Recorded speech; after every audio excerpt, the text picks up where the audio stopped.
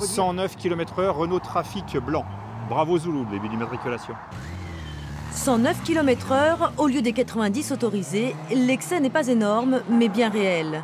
Intercepté par les motards, l'automobiliste est ensuite conduit au point de verbalisation.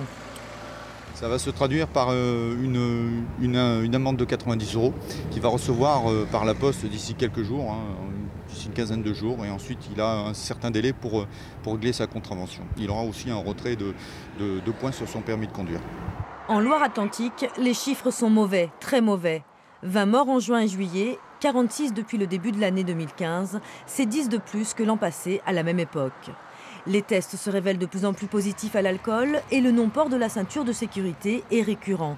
Et ce, malgré des contrôles de plus en plus fréquents. Il faut avoir conscience que derrière ces chiffres, il y a des drames humains. On parle beaucoup, à juste titre, des gens qui perdent la vie sur la route, mais il faut avoir conscience qu'un accident sur la route, c'est un accident grave. Des gens qui voient leur trajectoire de vie complètement remise en cause, des gens qui mettront plusieurs années pour remarcher, reparler peut-être, qui perdront leur activité professionnelle. Donc il faut tous avoir conscience de la gravité de ces accidents. Les accidents sont en revanche moins nombreux, moins 7% cette année, mais plus mortels. La police se veut vigilante sur tout. Il n'y a pas que les excès de vitesse qui sont contrôlés. Je viens de me rabattre derrière un camion, on me dit que la distance de sécurité n'y était pas, oui c'est vrai. Mais bon, j'avais pas le choix que de tourner ici, j'étais obligé de coller le camion.